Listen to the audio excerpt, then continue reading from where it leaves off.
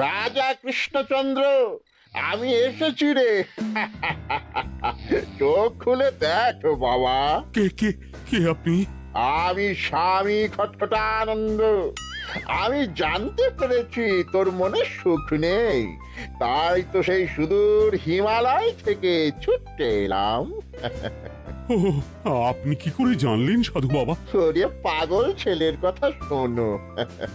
সন্তানের মনের কথা যদি জানতেই না পারি, তাহলে কিসের তপস্যা আর কিসের ধ্যান?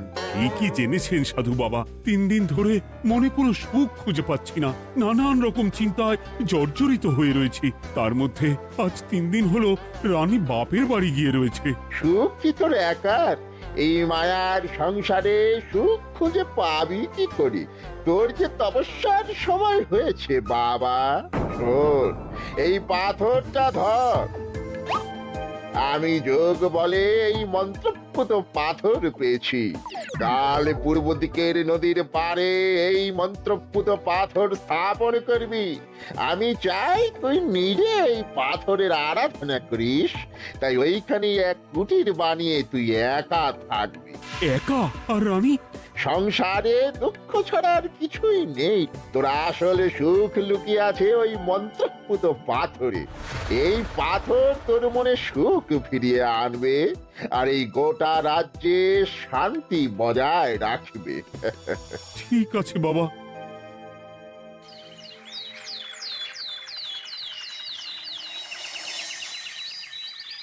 জয় বাবা খটখটানন্দের জয়।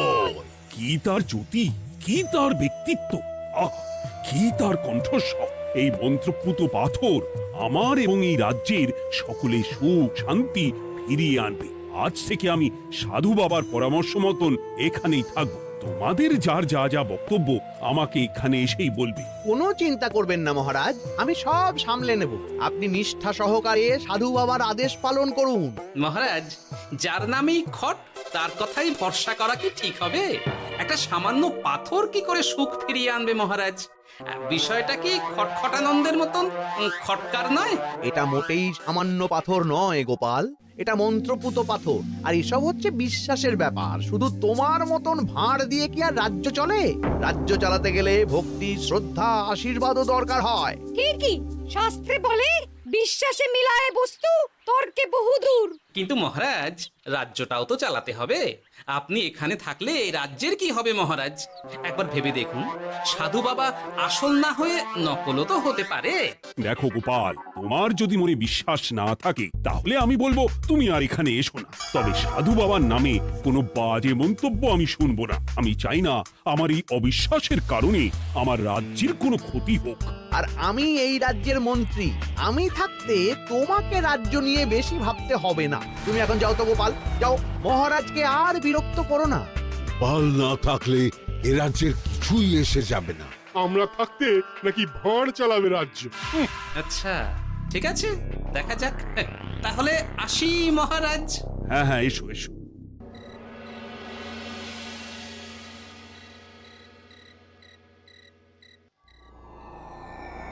মহারাজ, রানী, তুমি ফিরে এসেছো? এ আমি কি শুনছি মহারাজ? আপনি নাকি প্রাসাদে ফিরবেন না ঠিক করেছেন? হ্যাঁ রানী, তুমি ঠিকই শুনেছো। আমি আর প্রাসাদে ফিরবো না। আমি এখানে থেকে ওই মন্ত্রপুত পাথরের আরাধনা করব। কে না কে এসে আপনাকে বলল আর আপনি প্রাসাদ ছেড়ে এই কুটিরে থাকবেন? আপনার শরীর খারাপ করবে মহারাজ, আপনি ফিরে চলুন। কে না কে নয় রানী, স্বামী খটখটানন্দ খুব বড় সাধু। উনি যোগ বলে আমার দুঃখের কথা জানতে পেরে সেই হিমালয় থেকে ছুটে এসেছেন আমাকে ওই পাথর দিতে। তুমি আমায় ফিরতে জোর করো না রানী। আর আপনার রাজ্য, আপনার প্রজারা, তাদের কি হবে মহারাজ? সে নিয়ে তুমি ভেবো না রানী। আমি এখানে বসেই মন্ত্রীকে দিয়ে সবটা সামলে নেব। তাহলে আমিও আপনার সাথে এখানে থাকবো। আপনাকে ছাড়া আমি প্রাসাদে ফিরবো না।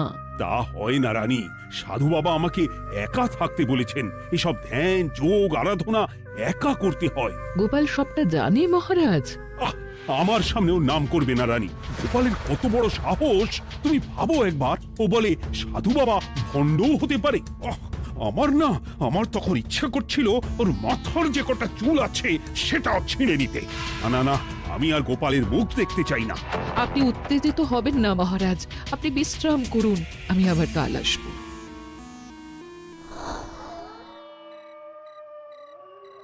রাতের হাটেও সবজির যা দাম বেড়েছে, এরপর শুধু এক বেলা খেয়ে থাকতে হবে।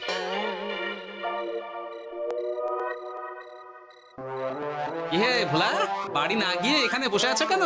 দুঃখের কথা কি আর বলবো তোমায় গোপাল দাদা। বলোই না, শুনে দেখি।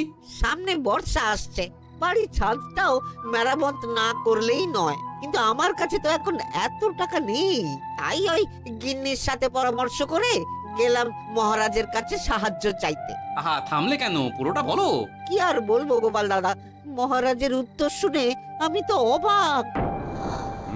সবই তো বুঝলাম ভোলা, কিন্তু আমার যে কিছুই করার নেই। সাধু বাবা বলেছেন আজ থেকেই রাজ্যের সব সুখ দুঃখের দায়িত্ব ওই মন্ত্রপুত পাথরে। তুমি চিন্তা করো না, এক কাজ করো, তোমার সমস্যার কথা গিয়ে ওই মন্ত্রপুত পাথরের কাছে জানাও। আর তোমরাও আজ থেকে তোমাদের যা চাওয়া পাওয়া আছে সব গিয়ে ওই পাথরকে জানাবে। যা করার পাথরই করবেন। একবার যদি ওই সাধুকে হাতের কাছে পাই না, তাহলে ওই পাথর দিয়েই বেটার মাথা ফাটাব। কিছু বললে গোপাল দাদা? না, কিছু বলিনি। যাও, তুমি বাড়ি যাও, চিন্তা করো না, দেখি কি করা যায়।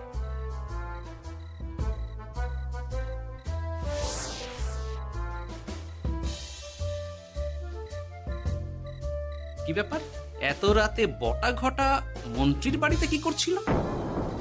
কি বটা ঘটা, আজকে মন্ত্রী মশাইয়ের বাড়ি খাওয়া দাওয়া ছিল? খাওয়া ছাড়া কি অন্য কিছু আসে না তোমার মাথায়? চ চ চ, আমাদের অনেক কাজ আছে, চ।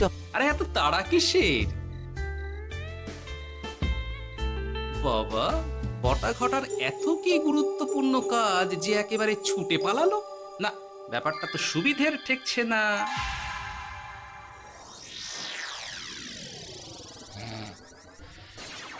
রাজা কৃষ্ণচন্দ্র, ওঠ বাবা, আমি এসেছি। সাধু বাবা, আপনি এসেছেন? কেমন আছিস বাবা?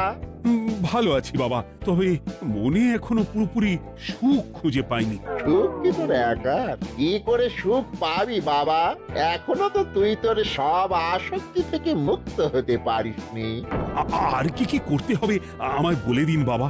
একটা কাজ বলবো, করতে পারবি? বলুন বাবা, আপনি যা বলবেন আমি তাই করব।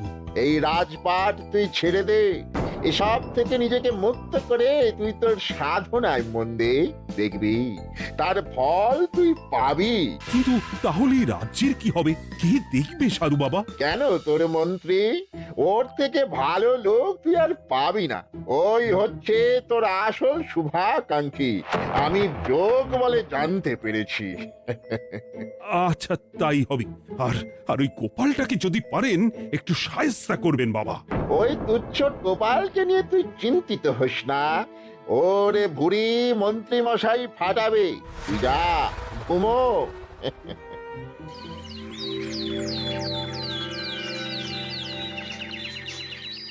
শোনো শোনো শোনো, আজ থেকে মহারাজ কৃষ্ণচন্দ্রের আদেশে এই রাজ্যের ভার এই রাজ্যের মন্ত্রীর।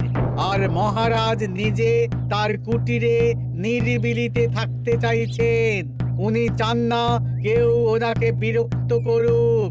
তাই আজ থেকে যার যা সমস্যা সবাই মন্ত্রী মশাইকে জানাবে। মন্ত্রী মশাই যাকে যা বলবেন তাকে তাই শুনতে হবে।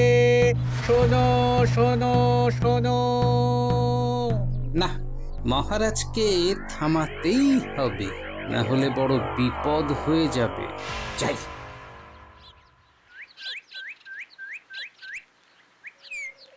মহারাজ, এই ভুল আপনি করবেন না। মন্ত্রীর হাতে রাজ্যের ভার দিলে রাজ্যের সর্বনাশ হবে মহারাজ।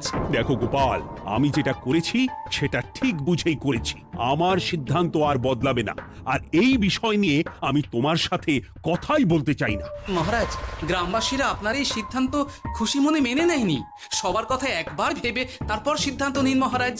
একজন বাইরের লোকের কথায় কোনো সিদ্ধান্ত নেবেন না দয়া করে। গোপাল, তুমি যদি সাধু বাবার সিদ্ধান্তে প্রশ্ন তোলার চেষ্টা করো তাহলে আমি বাধ্য হব মন্ত্রীকে বলে এই রাজ্য থেকে তোমায় বিতাড়িত করতে। একজন সেই হিমালয় থেকে আমাদের উপকার করতে এলো আর তুমি তার বিরুদ্ধেই কথা বলছো। ছি ছি গোপাল, ছি। মজা, কি মজা! শুধু মুদ্রা, শুধু মোহর, যেদিকে তাকাবো শুধু সোনার মোহর আর সোনার মোহর। তুমি কি পাগল হয়ে গেলে? এখনো হয়নি গিন্নি, তবে এবার সত্যি সত্যি হয়ে যাব। এত সোনার মোহর একসাথে হাতে পেলে কেউ কি সুস্থ থাকতে পারে? আর বেশি দিন বাকি নেই যখন কৃষ্ণনগরের কোষাগারের মালিক হব আমি। আর মহারাজকে ছেড়ে দেবেন? চিন্তা নেই, মহারাজ কিছুই করতে পারবেন না। তিনি এখন সাধু বাবার আদেশে পাথরের আরাধনায় ব্যস্ত। আর প্রহরীরা, তারা কিছু বলবে না? প্রহরীরা তো এখন আমার গোলাম। মন্ত্রীমশাই, আমরা এসেছি। ওই তো ওরা চলে এসেছে। ওরা কি করবে? ওরাই তো কোষাগার লুট করতে আমায় সাহায্য করবে। রাজ কোষাগার হবে শুধু আমার, আমার, আমার।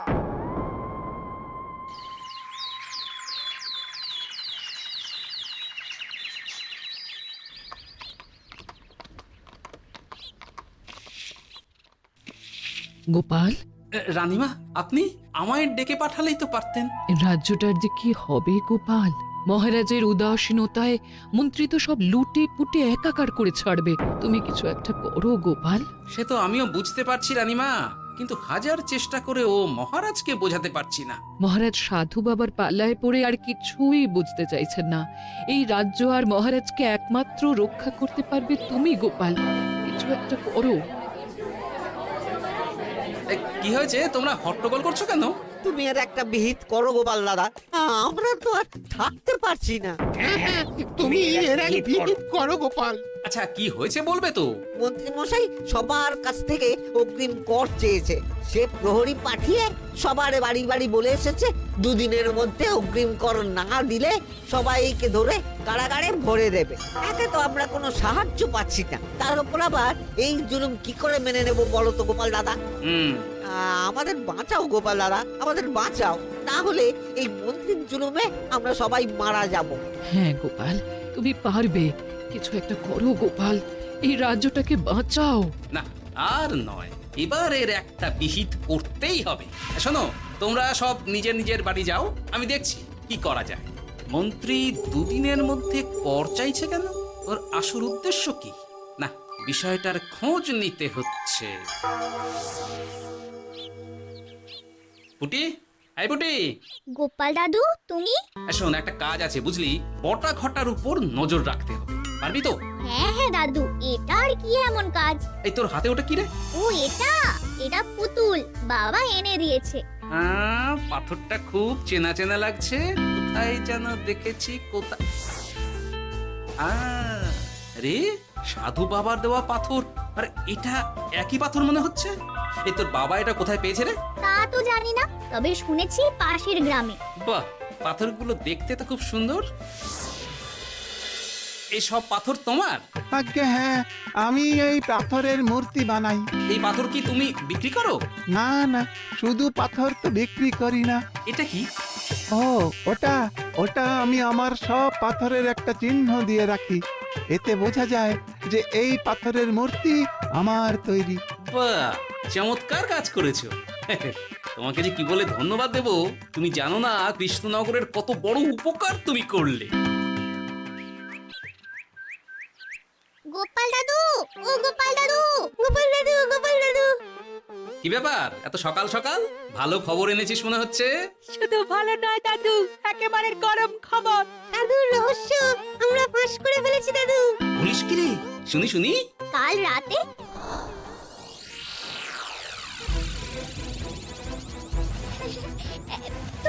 এত সোনা, এত মোহর আমি একসাথে কোনোদিন দেখিনি। ও, এইসব আমাদের? হ্যাঁ গিন্নি, হ্যাঁ, এই সব আমাদের, সব। ওরে বাবা, আমার তো বিশ্বাসই হচ্ছে না, ভাবলেই গায়ে কাঁটা দিচ্ছে।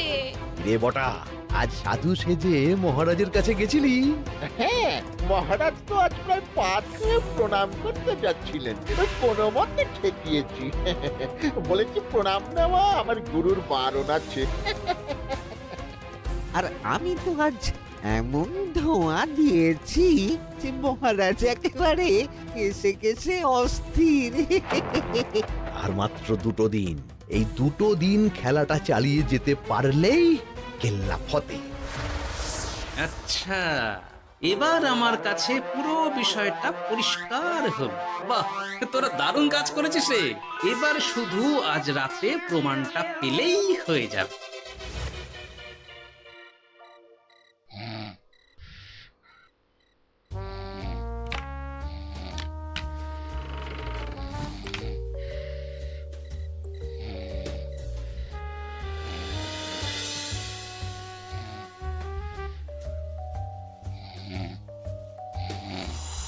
এই তো একে একে 2 মিলে যাচ্ছে। বাবা বাবা বাবা, এবারে খেলা জমবে।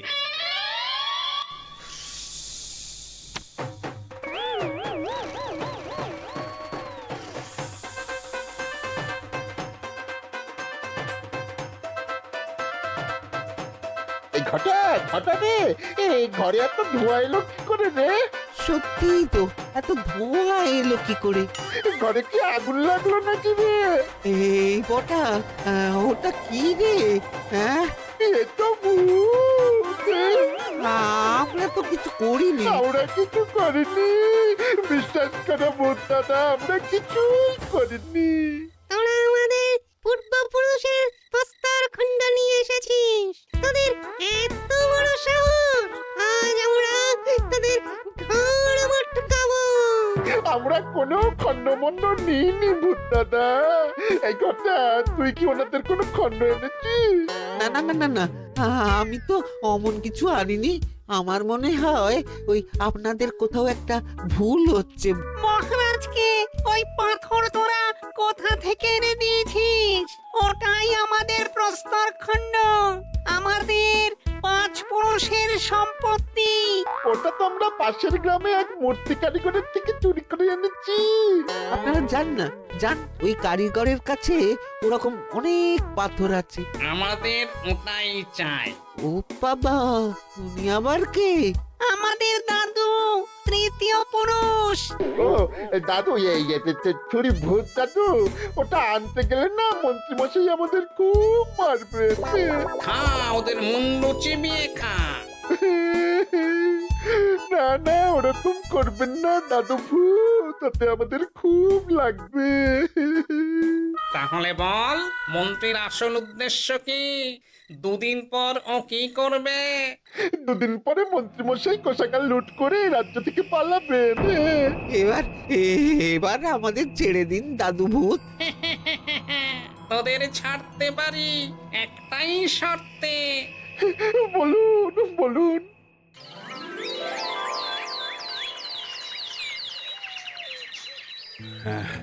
রাজ্যের পরিস্থিতি কি? প্রজারা সবাই ভালো আছে তো? হ্যাঁ মহারাজ, সেসব নিয়ে আপনি একদম চিন্তা করবেন না। বাবা, আপনি এসেছেন? আরে কৃষ্ণচন্দ্র, একটা কথা তোকে না বলে আর থাকতে পারলাম না। আবার কে রে? বলুন বাবা। এই মন্ত্রীকে এই রাজ্যের দায়িত্ব দিতে বলে আমি বড় ভুল করেছিলাম। আসলে এই মন্ত্রী হচ্ছে চোর, ও তোর কোষাগার ভাঙা করে পালাবার মতলব করেছে। কি বলছেন বাবা? মন্ত্রী, উনি যা বলছেন সব সত্যি? না না মহারাজ, এই বটা কি হচ্ছে কি? বটা? তো তুমি সাধু বাবাকে বটা বলে ডাকছো কেন? আমি বলি কি বাবা, এই মন্ত্রীকে তুই শুলে দে। বটা, তুই থামবি? আমার খেয়ে আমায় ছুরি মারা? ওর কথা আপনি বিশ্বাস করবেন না মহারাজ, ও সাধু নয়, ও ভণ্ড। মানেটা কি? মন্ত্রীমশাই ঠিকই বলছেন মহারাজ, ও সাধু নয়, ও কৃষ্ণনগরের বটা। এসব আপনার আদরের মন্ত্রীর কাজ মহারাজ। মন্ত্রী আপনার রাজ্য লুট করার মতলব করেছে, তাই বটাকে সাধু সাজিয়ে আপনার মন জয় করে প্রথমে আপনাকে প্রাসাদ থেকে তাড়িয়েছে, তারপর রাজ্যপাট নিজের হাতে নিয়ে কোষাগার হাতিয়েছে। আর এই পাথর কিসের গোপাল? পাথর? পাথর এই কারিগরের মহারাজ। উনি পাশের গ্রামে এই পাথর দিয়ে মূর্তি গড়েন। মন্ত্রী বটাকে দিয়ে এই পাথর চুরি করিয়েছে।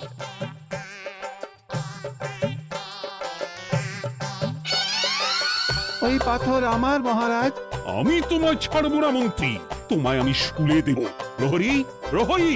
কেউ আসবে না মহারাজ। প্রহরীরা এখন আমার কথা ছাড়া আর কারোর কথা শুনবে না।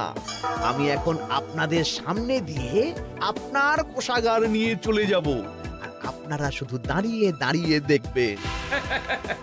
রে ন্যাপলা পুঁটি গুলটে, মন্ত্রীকে বেঁধে ফেল। এত সোজা নয় গোপাল, দেখবে? প্রহরী, প্রহরী! চেঁচান চেঁচান, আরো জোরে চেঁচান, কিন্তু ফল হবে না। আপনার প্রহরীরা সব গ্রামবাসীর হাতে বন্দী।